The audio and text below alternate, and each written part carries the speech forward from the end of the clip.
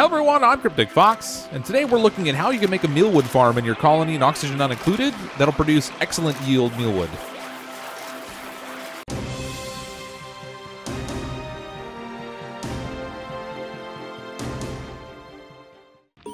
When you start out your game in oxygen not included, food is not really a huge concern because you start off with 20,000 kilocalories. As you start to build out though, it's not very long before you start to deplete that resource they've given you to start the game with, and you have to start producing your own food. At that point, you're generally turning to either the micro musher in order to make the mush bars, or you want to start growing your own crops in a farm. Mealwood is probably one of the first crops you'll end up growing, and it's one of the ones that can actually carry you through the mid part of the game, and if handled correctly, it can actually carry you quite a distance before you run out. With the changes they've recently made in the agricultural update, growing mealwood crops, particularly if you can get an excellent yield on it, can produce a long-term supply of food for your colony. Now you can simply plant your mealwood in planter boxes and grow it there, and you'll certainly get some food out of it. However, the yield that you produce in your crops now with the agricultural update and oxygen not included will depend very much on the conditions that the plant grows in. Each plant achieves a score as it's growing out of 100 that will determine what yield you're going to get out of the plant, whether it's going to be an excellent yield, a good yield, or just a standard yield. The conditions you ultimately need to control in order to manage your yield are the temperature in the area that the plant is growing, the air pressure where it's growing, whether it's being fertilized or whether it's being irrigated. Now, fertilization and irrigation is not possible with the planter box. The only thing you can plant your crops in that provides both an opportunity for fertilization and for irrigation is the hydroponic farms. That's the one you're going to want to use to try to grow your crop ultimately. If you can, you want to try to stretch out your meal supply to the point where you can get to the point where you can create a solid farm. Otherwise, you're going to have to dig around a lot more and try and find more seeds in the ground. Now, don't worry if you've already spent your seeds. You can still find more. If you just hunt around and look for the cracks in the soil, oftentimes you'll be able to find some seeds in there as well, but you won't find them there always. The mealwood growing in the hydroponic farm requires a few different things. The temperature variance it will allow that will get you to an excellent yield is very, very narrow. For mealwood, you want to grow it between 18 degrees Celsius and 22 degrees Celsius. That doesn't leave a large margin of error in terms of managing your crop. It will ultimately grow between 10 degrees and 30 degrees Celsius, but if you want an excellent yield, you have to get very good control over the environment that it's growing in. To find out what specific conditions you want to click on the hydroponic farm, check the seed that you're planting, and then look for under the effects what you're looking for. So the temperature range that you want to fall in is between 18 and 22 degrees. You want air pressure that's at least 750 grams per tile, and you can max out the pressure and it has no negative effect on your crop. In fact, it makes it that much easier because you have a good solid control. You want to irrigate it with polluted water, and you need to provide fertilizer. There are a lot of pieces involved in setting up this small little farming community. Even though you're only seeing this part here where the crops are growing, there's actually a number of different supply pieces that are feeding it. But let's look first at the general layout of the farm. So I've tried using automatic doors, but ultimately they allow too much exchange of gas pressure and temperature. The easiest way to control the gas and the temperature in your farm is to use a water lock instead.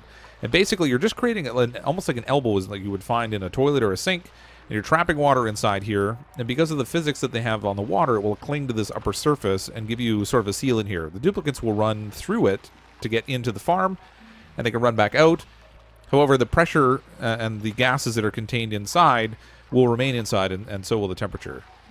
Now, there may be more efficient ways to set up the general layout in here, but this one worked really well for me. I set my hydroponic farm just below the height of the tile when you go in, and I left an empty gap on the end over here. And the specific reason I left that was for a place for carbon dioxide to become trapped. If you look in the gases in here, ultimately, we have very high pressure oxygen all through the inside of this. I have it basically maxed out in pressure. It's over 2,000 grams per tile. But we have these little carbon dioxide patches here. This carbon dioxide is a very low pressure, and ultimately we want to try and get it trapped somewhere that's away from your crops themselves, because if it gets stuck over top of the plants, you risk a scenario where they start to register it as not being an ideal pressure, because there's this low pressure carbon dioxide pocket that's going to hover around. Now, it can be difficult when you get a spot that's over here, and you may ultimately need to ultimately need to plant an algae terrarium in order to control that and convert it back into oxygen. However, you don't want to leave the algae terrarium there for too long because your duplicates will it'll just encourage them to go in and out more often, and they're also more likely to steal the water from your water lock in order to feed the algae terrarium, and that can impair your lock. To create the water lock in here, you simply want to in your plumbing, you're going to go into the liquid vent, just place a vent anywhere in this lower area. You're going to connect it to a pump and pump the water into this space until it's basically full, as you see here, and it's clinging to that upper surface. And then you can just remove the entire thing. Air pressure is the next thing you want to get set up in here. So when you have your general layout already built, don't plant your crops yet, but you want to get the air pressure in here correct. I found the easiest way to do this is by using a ventilation system. Now, I already tend to supply my colony with oxygen using a ventilation system, so it's a very easy addition for me just to add on another pipe that goes into here. It will pump to the point where this room is at max pressure, and then the gas vent is going to become overpressurized, and no more air pressure is going to go in there. Generally, this amount of air pressure is going to stay in here as a regular constant. It's not really going to go up or down, but you want to control the temperature of the air that's going in there also. As you can see, I have this sitting in the ideal range. It's pretty much all at 20.4 degrees or 20.2 degrees Celsius for the most part. There are a couple ways that you can accomplish this. I don't recommend placing an electrolyzer in the room because it produces heat because of electricity. You want to keep anything that produces heat, you want to keep it out of this little farm in order to maintain the most stable environment you can manage. I accomplished oxygen control in my colony by building one of these electrolyzer rooms up at the top of my colony and then using the pumps in order to move the oxygen around my base. If you're not familiar with how to do this, I did create a small tutorial you can check out so you can kind of see how to set one up for yourself. But as you can see, I built this one specifically next to a cold biome, and I did not insulate the walls in between. So there's a certain amount of cold that's radiating out from this cold biome, and it's helping to cool the general space in here. Now, I have a range of temperatures in here ranging from 23 degrees all the way down to about 15 degrees. But in general, I found that when I'm pumping the oxygen out of here, I can manage to get a temperature that falls right in that 20-degree range. And you might have to tweak yours a little bit in order to try and get the ideal temperature in there. You can turn it on and off to let it cool down and warm up and that sort of thing until you get to the point where you've got that right temperature pumping out, and use it to fill your room with oxygen. Once you have that ideal temperature oxygen there, as long as you don't introduce anything else that adds extra heat in there or extra cold, then it should maintain that temperature pretty much indefinitely.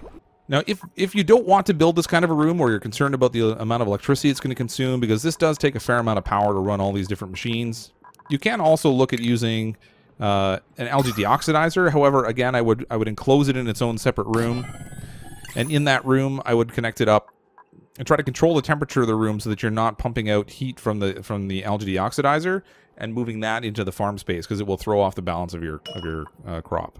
So your farm now has an enclosed space. It's insulated. Obviously, this has to be done after you've done a fair amount of research, which is why I was saying that you need to kind of stretch out your food production in the early portion of the game, maybe by eating muckroot and mush bars. So you've got a high pressurized area that's now going to meet that ideal pressure situation. The hardest part to control in this whole setup is the temperature. I built my farm specifically in the middle area of my base, right in this central column, because the temperatures at the starting of the game already tend to be right around that 20-degree mark. As you can see in this game, the central core temperature is about 19.8 degrees. In some cases, it's a little lower, closer to 18 degrees, but this is generally the ideal temperature range for growing mealwood. Unless you've introduced a lot of additional heat in your colony, keeping the central area is going to make it the easiest to regulate the temperature. As soon as you move out into another biome, like a swamp biome, for example, now you're having to deal with a totally different situation. The average temperature out here is more around 30 degrees, which means you'd have to lower the temperature dramatically and try to keep pushing it down as the temperature in that general area is trying to rise up. It makes it a little bit harder to control it.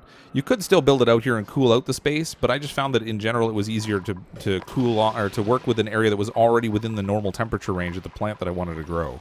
So once you have your base built in the right spot, you're supplying oxygen, have good air pressure, you've got a waterlock seal in order to keep everything in. Now the hardest part is really managing the water for the irrigation, because the water temperature is going to be really important for maintaining a really solid balance in here as well. If you pump in water that's at a higher temperature, it's going to increase the temperature of the hydroponic farm tiles, and that will increase the temperature in the general space in here until it shifts itself outside of that ideal range. Now the trick is you need polluted water in order to irrigate your mealwood farm. And the temperature of the polluted water tends to be around 30 degrees Celsius. In some cases it'll get as high as about 33 or 34 degrees, but that's the kind of the general range that it sits in. And that temperature is simply just too warm for your farm.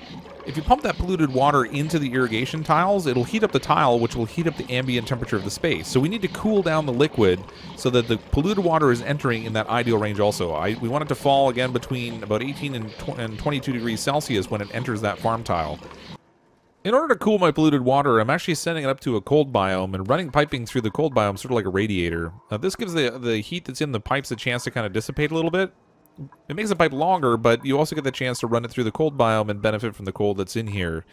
Now, the temperature that you're finding in the space, I was able to get one where the lower portion of the cold biome is in the low negative 25 degrees Celsius, all the way up to almost negative 40 degrees Celsius. The more you run this, the more that temperature is going to rise because you're radiating heat out of these pipes, and it's going to melt out the snow and ice that's there. So wherever possible, you want to try and leave as much of the snow and ice behind to help maintain the cold temperature.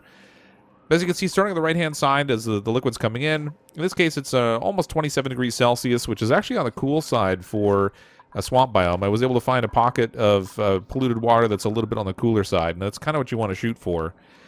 But on this side, it's coming in around 27 degrees Celsius, and as you progress further down the pipes toward the left, we get up to the last one, and it's just around 23 degrees Celsius, which is still a little bit on the warm side relative to what we're looking for.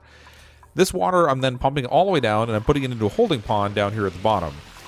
Now, the water that's coming in here, by the time it gets down here, is again still really close to that 23 degrees Celsius mark, but when it kind of pools out here, sitting around 18 to 21, it's kind of getting a chance to settle a little bit.